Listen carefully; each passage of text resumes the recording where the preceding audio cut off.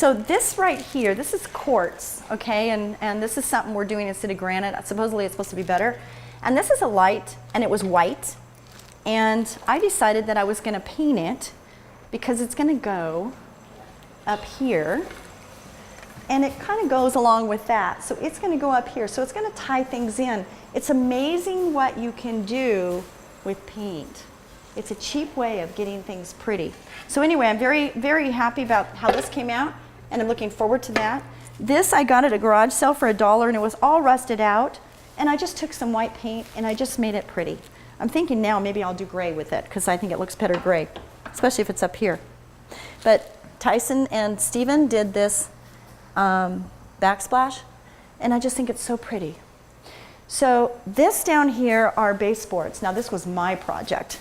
There are 3 layers of baseboards right there, and you have to hand paint them. So we sanded them a little bit, painted 1 coat, painted 2 coats, then I had this whole thing with them drying out, and then I put them and stacked them over here. This will be when we really know we're getting close to the finish line, because the baseboards come after everything's painted. We don't want anything to get on them. So that's going to be like, we're going to really know when we put those baseboards out. But they're ready to go, and I'm excited about that. And that was my project. So that's that. That's a piece of furniture we got from a garage sale, and that's going to be part of one of the bedrooms. And that door we're going to sand, and this we're going to sand to make it white. I thought gray or white, and here it is gray. And I'm thinking, I think white, just to tie in with the white kitchen. I'm not sure. What do you think? Let's get your opinion. Now, you will notice that we have some water damage over here. And so that's something that we're going to have to really deal with. And I'm not looking forward to that. Also, the deck is very damaged. Don't trip, Matt.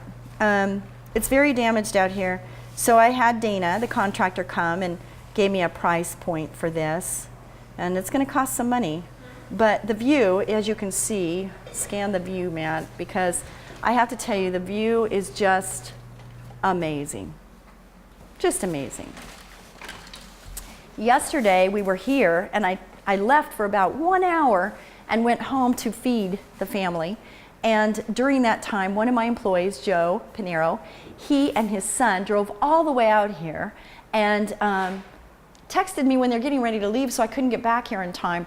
But they swept all of the junk off the deck. They cleaned everything on the outside. They weren't even able to come in and see the inside because I had left. I didn't know they were coming that early. So I was disappointed a little bit that I didn't get to see them. But so thankful that they wanted to come. And I have a whole bunch of people coming supposedly from the office, and they're going to come help. So as you can see, again, the baseboards, we got nails that are out from the baseboards. We got to clean all that up.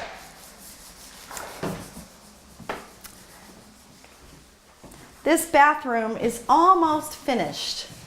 We changed this out, changed the toilet out, changed this out. This has to be sanded and painted, and then this bathroom is finished, which is I'm so excited about that. And then this room is where we're putting everything for right now. So and this bed's broken, so I'm hoping somebody has a talent of fixing a bed, but this bed is broken, so we're going to get that fixed, hopefully. This is the pantry glass that's going to go in. It says pantry on it. You probably can't see it. But this is all the things that, like the wall, like hanging things on the wall and things like that. But we have to wait till the painting is all done. So there is a method, and there's a step-by-step. You have to do things in the right order. Isn't that a lesson, right? In life, we have to do things in the proper order. In order for things to be smooth, and when you're doing a home, you're supposed to start at the top and work your way down.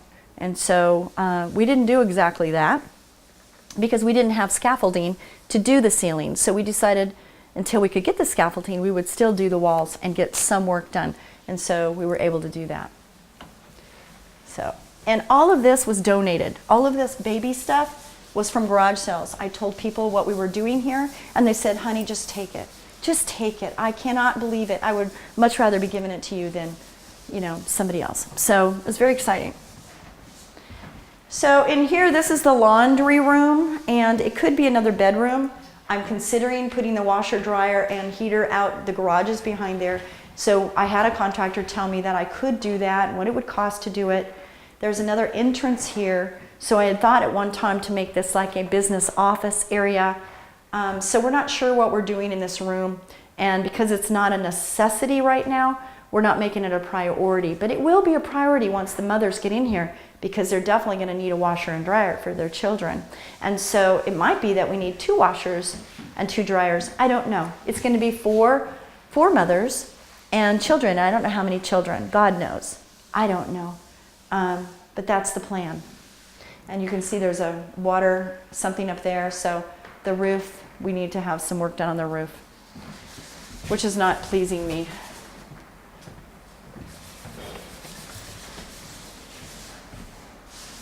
That's Stephen right there. We haven't met him yet. Stephen, turn around, say hi. This is Stephen. He's been a major, major part of this whole endeavor. He's just so dependable and so talented. Between him and Tyson, I don't know how this would ever happen. We're gonna paint this door, and it just has an empty space in there, so we're trying to decide what's the best use of that space. And there's Tyson again. Almost done. Okay. So let's go upstairs. Blue carpet is staying for right now because it was in pretty good shape, and so we're keeping the blue carpet. Not my favorite, but it's okay. Gotta save money when you can. Tyson did the floors. We need new lighting in here, but he did the floors. The floors, I paid half, along with Superior Flooring, again in Oceanside. She paid for half and I paid for half, but it's much better than what was there before. It really kind of updates the whole look. We're gonna sand that cabinet and paint it white. We're leaving what's there, it's fine. The people that are coming today, they're gonna do cleaning. It's gonna be all clean. This wicker furniture I bought for $100 at a garage sale, and it's just so special, the whole thing. It's just so great. Anyway, so that's that. That's almost done. This will be the first room that's ready to roll.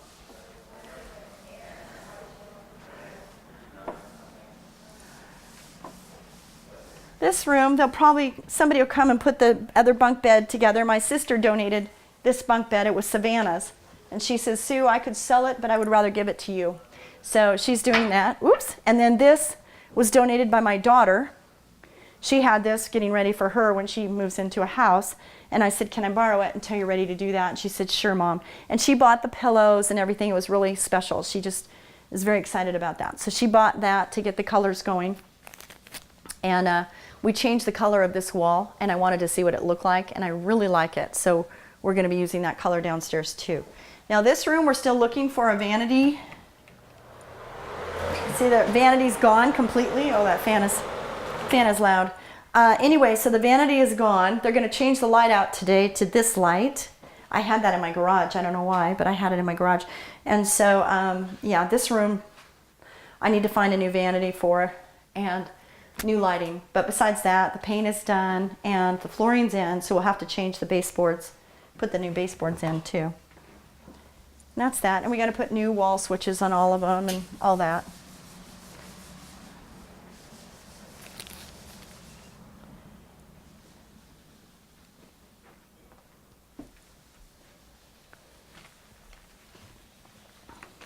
And now this is the master bedroom, and this is really special.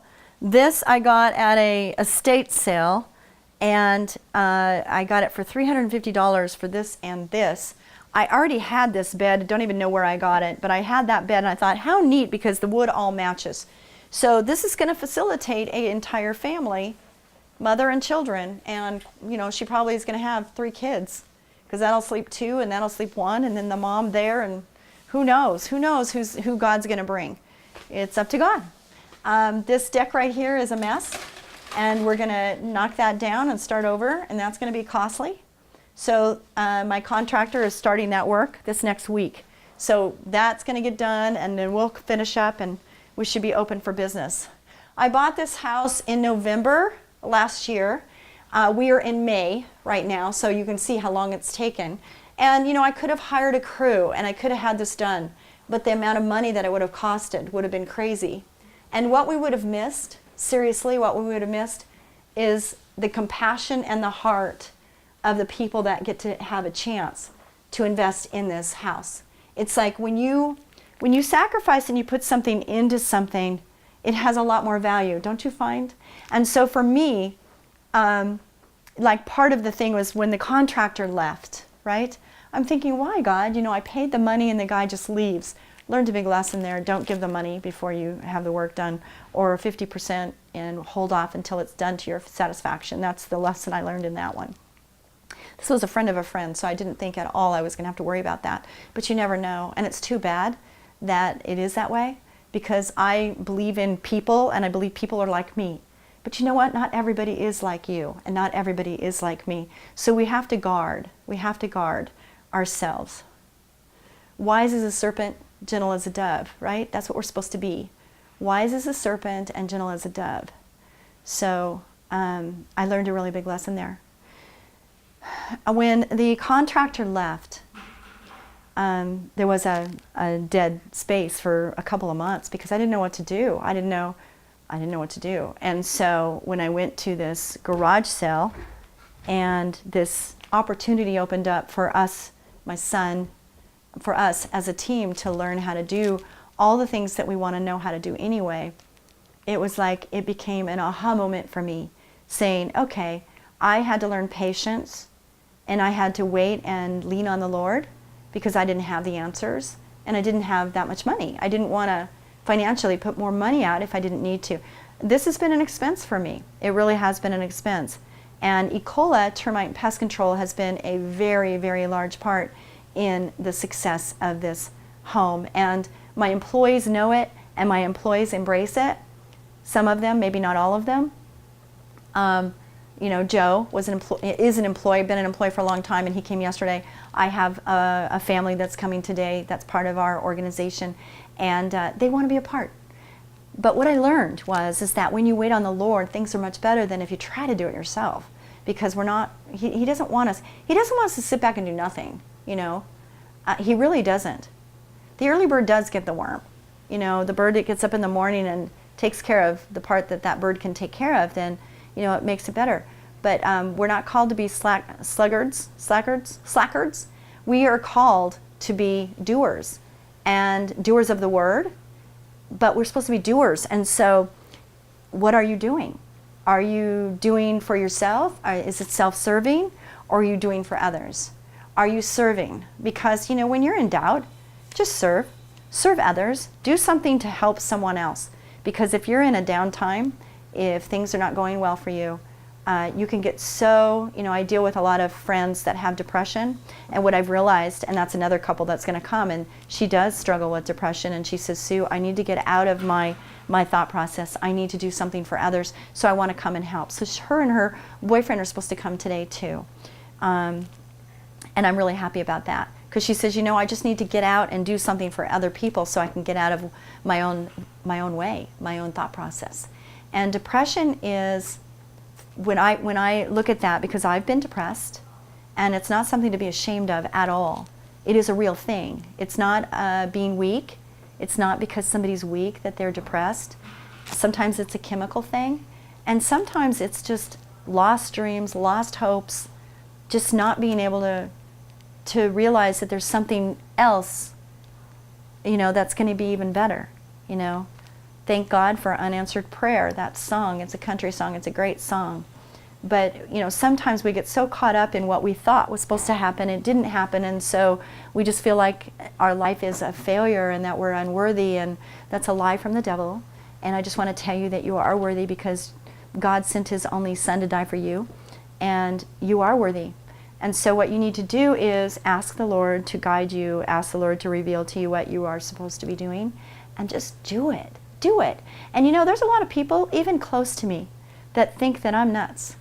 Not nuts, really, but just that I just jump and that I just do and I'm a dreamer. And I hear all these things and I'm thinking, we're called to dream. We're called to dream. But what people don't realize is that I am a calculated risk person. So I look at things and I'll go, okay, how can I make that happen? What's it going to cost? Right? We have to ask those questions. We just don't jump in.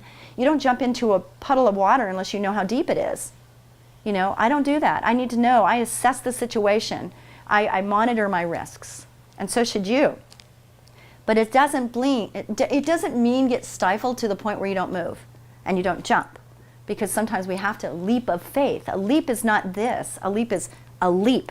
And so sometimes we're called to do a leap of faith. This project is a total leap of faith. And you're talking November to May and we're still not open.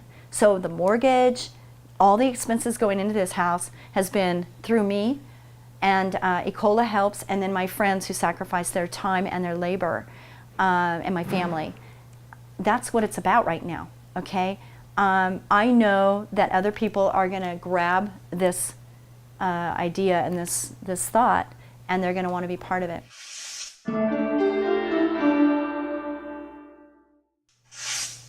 I have to tell you that there's a lady that I met, her name's DJ, and DJ handles estate sales in the area in which I live part-time. And I went to her the first time and I just said, you know, I told her what was going on here, and she's a strong Christian woman, and her husband Jim, very wonderful people, but they do estate sales. You know, they go into homes after someone maybe dies or where they have to get rid of a lot of things. And she prices everything, and she sits there with her husband, and they, you know, they go through the process and sell the items so that they can hand the survivors or the people that are left behind the money. And because it's so emotional, it's an emotional time. Anyway, one day, I've talked to her numerous times. I've gone to the houses and I've said, oh, and she will tell me, she'll go, you know, when this is all done, what they told me to do was to take these things to somewhere, a Salvation Army or a Goodwill or something. And she goes, if you want to come, since they're being donated, we could donate them to you. So I am a 501c3, and so we can do that where it's tax deductible, just like if you do Salvation Army or Goodwill. And I don't know everything about that. I just know that's what I needed to do in order to make this a nonprofit. So I did. With the help of Sasha, my IT guy, he did it, and it was made possible on my birthday, which I think is another God thing. He goes, look at the date that they stamped that you are now a 501c3. And I went, oh my gosh, it's my birthday. And I just thought that was so cool, and so did he. It was really kind of special. So there's been numerous times where I've come across her, because I like to garage sell and estate sale, because we get a lot of really neat things like the furniture in here and somewhat. And there's things that we still need, like towels and blankets and, you know, bedding. Those are things. And then dishes. We need things like that. Well, 2 weeks ago I went to one, and she says, what do you need in the kitchen? And I said, well, I need a rice cooker and a crock pot, and, you know, I want the moms to be able to cook for their kids and things. So she goes, okay, at the end of this, I'm just going to see what's left. And so in the kitchen, I don't know if you remember seeing, but there was a rice cooker and a crock pot. And she had her daughter wash them. And that was part of her service, because she's a Girl Scout troop leader. And so she's going to have her girls come over and help too for 2 hours. I'm looking forward to that. It's just an act of service. Anyway, so another time I'm getting ready in the morning, and I said to Stephen, you know, today let's look for silverware, because we don't have any silverware in the kitchen, so we need to get silverware. And the first house I go into, there she is, and she goes, Sue, I have some silverware for you. I mean, what? I looked at Stephen looked at me, we just smiled and said, thank you, God. You know, because it's like I just said that in the morning, that we needed silverware. And so we have silverware now. And so last weekend, a lady was here. She goes, what can I do? I said, could you wash the silverware for us? We don't have hot water here yet, so we did the best we could washing with cold water. But still, we've got silverware now. So it's just so amazing. I could tell you story after story after story of how God has just intervened, and people want to come on board. When you tell them that there's a need and they can fill it, then they want to. It's just a desire of their hearts. So this is the master bathroom. Towels I got from another estate sale. And this bathroom, Tyson put the flooring in. We put a new shower thing. I used Pine Sol and cleaned the tile off. It was pretty grody. And so all we're going to do is replace these, replace the lights. I'm looking for a garage sale for 2 lights. New faucets. I want to go all silver. We're going to take these off, these little knobs. We're going to sand this down, paint it white, and then we have silver knobs. So we're going to do all like the brushed nickel in here, and then everything's going to match. And so that's what's going on in here. So we're getting so close. We're on the final stages.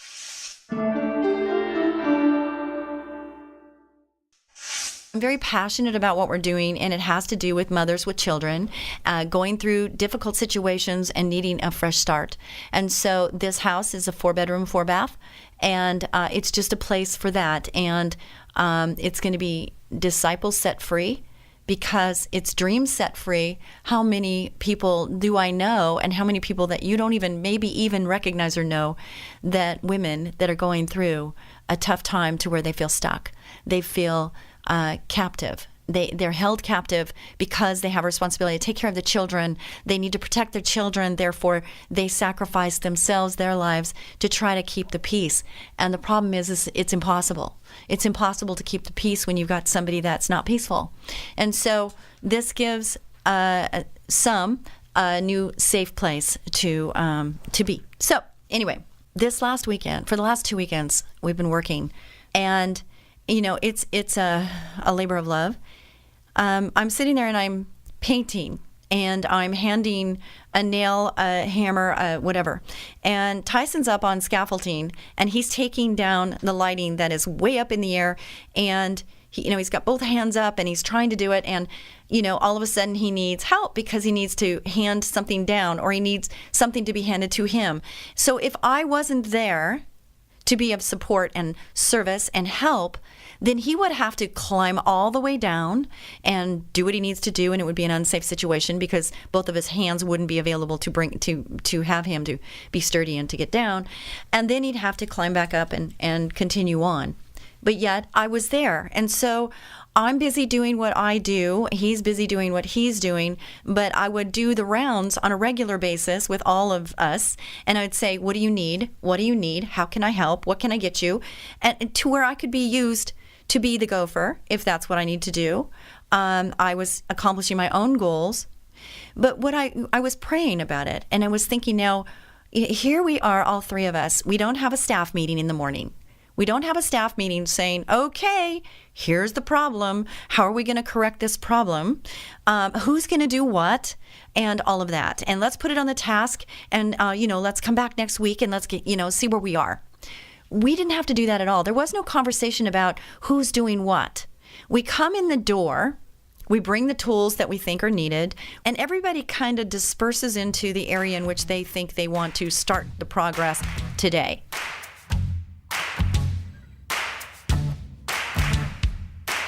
You know what I need when I'm feeling down? You have a way of turning things all around. Somehow, I wonder how you do it when I just can't take it all anymore. Here you come knocking at my front door. I'm sure you'll have a way to solve this. What would I do if I didn't have you? You make my day. You put a smile on my face. That's just your way. There's nothing more to say. No one else could ever take your place. You make my day. Look at all the mess that I've made again. Well, I just really need a friend. Understand? You always laugh 'cause you know how I am. Ups and downs and everything in between, and what life's about. I see what you mean about finding the good in everything. What would I do if I didn't have you? You make my day. You put a smile on my face. That's just your way.